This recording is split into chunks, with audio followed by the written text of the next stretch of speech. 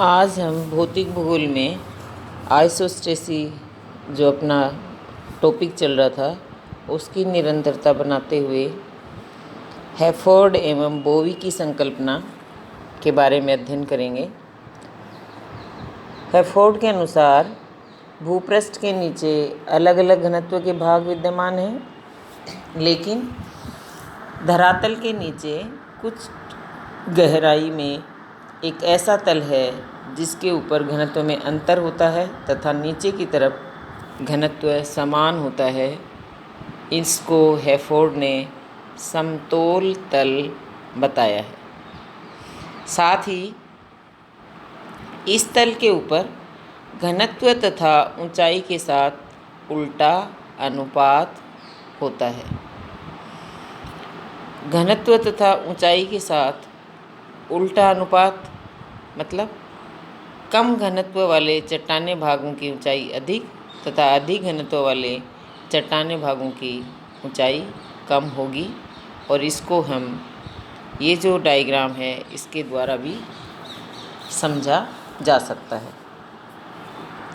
यहाँ पे हम देख पा रहे हैं इस डायग्राम में आंतरिक मैदान, पठार, तटीय मैदान और तट से दूर स्थित भाग यानी अपतट भाग के 4 कॉलम हैं और इनकी ऊंचाई में अंतर है, परंतु इनका संतुलन घनत्व की भिन्नता से हो जाता है।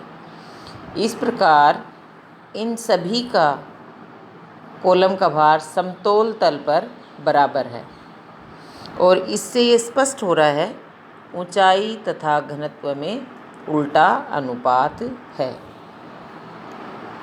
इसी तरह से समतोल तल के बारे में बोवी ने इसको स्पष्ट करने के लिए एक उदाहरण द्वारा बताया। उन्होंने बताया कि लोहा, चांदी, तांबा तथा सीसा, जस्ता, पायराइट, टिन तथा निकल के बराबर चौड़ाई तथा मोटाई के 8 टुकड़े लिए जिनकी लंबाइयाँ भिन्न भिन्न थी।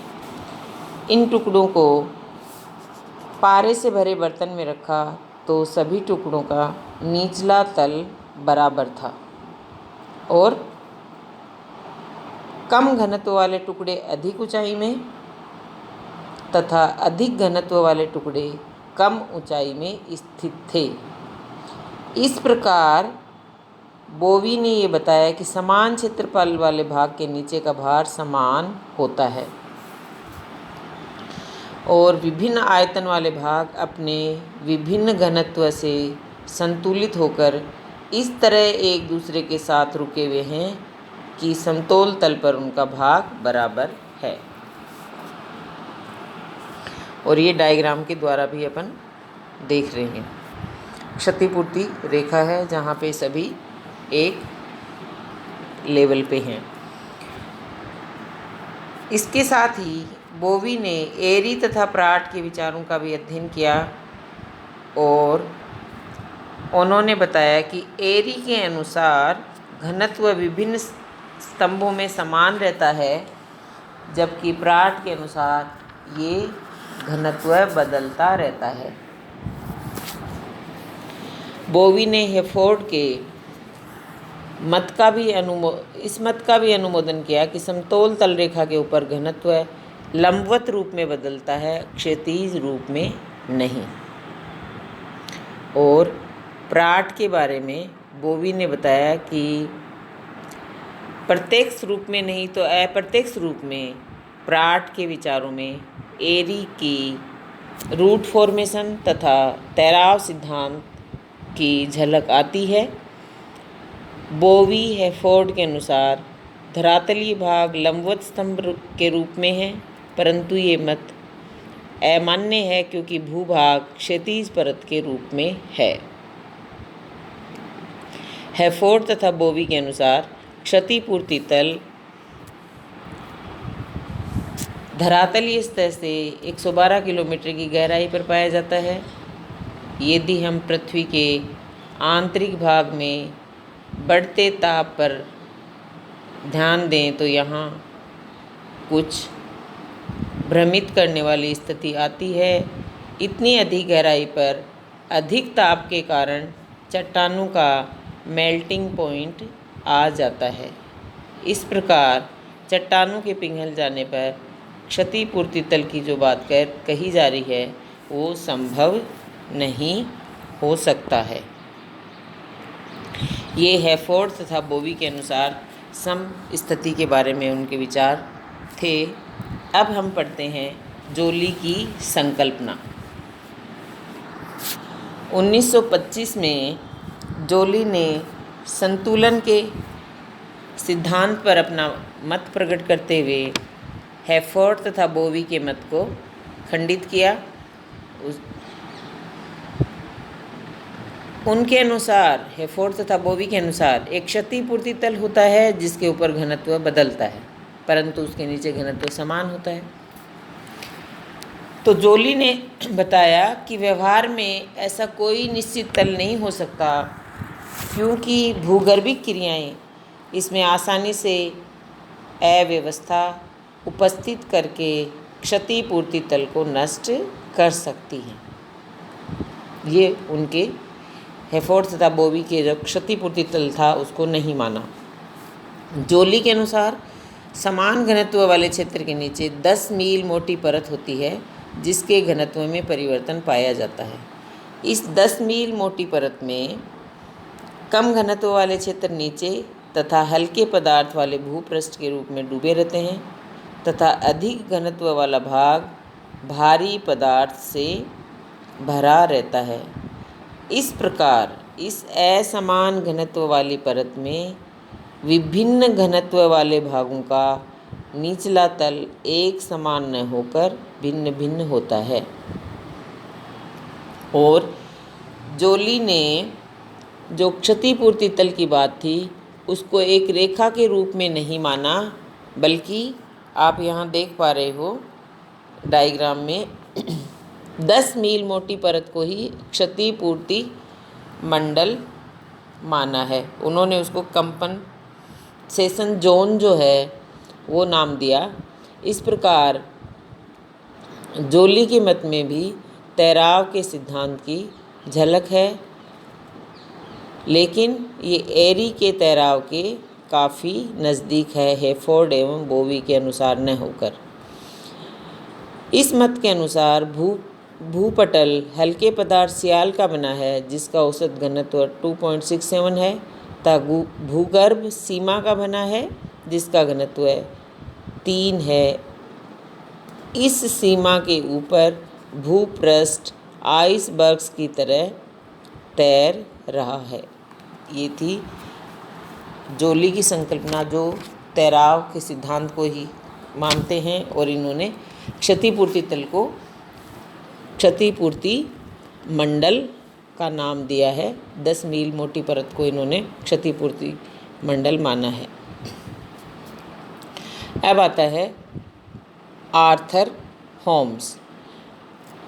आर्थर होम्स के अनुसार इनके जो विचार हैं वो एरी के मत से ही मिलते हैं। उनकी तरह ही होम्स ने भी ये माना कि ऊंचे उठे भागों की रचना हल्के पदार्थ से होती है और उनको संतुलित करने के लिए उनका अधिकांश भाग गहराई तक डूबा रहता है जिसका घनत्व काफ़ी कम होता है। भूकंप विज्ञान के आधार पर होम्स ने पृथ्वी के अंदर विभिन्न घनत्व वाली परतों का पता लगाया। इस आधार पर पर्वतीय भागों के नीचे सियाल की जड़ होती है जो 40 किलोमीटर या से अधिक गहराई तक रहती है। सागर तल के निकट, ये आप डायग्राम में देख पा रहे हो, सागर तल के निकट मैदान के नीचे सियाल की गहराई 10 या 12 किलोमीटर होती है और सामुद्रिक तली के नीचे या तो सियाल होती ही नहीं, अगर होती भी है तो ये अत्यंत पतली होती है। होम्स ने बताया कि ऊंचे उठे भाग इसलिए स्थित हैं कि उनके नीचे गहराई तक कम घनत्व वाला हल्का पदार्थ पाया जाता है। निचले भागों के नीचे अधिक घनत्व वाले पदार्थ होते हैं और होम्स के अनुसार व्यवहार में यद्यपि भूतल पर संतुलन की स्थिति नहीं पाई जाती पूर्ण रूप से, तथापि पूर्ण स्थिति की ओर संतुलन की दिशा दृष्टिगत होती है। अब है भूतल पर संतुलन की जो व्यवस्था है वो किस प्रकार से बनी रहती है।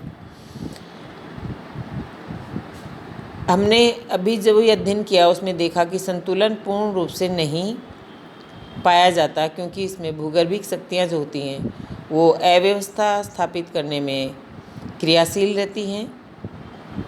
संतुलन स्थानीय होता है अथवा प्रादेशिक, इस पर भी मतभेद है,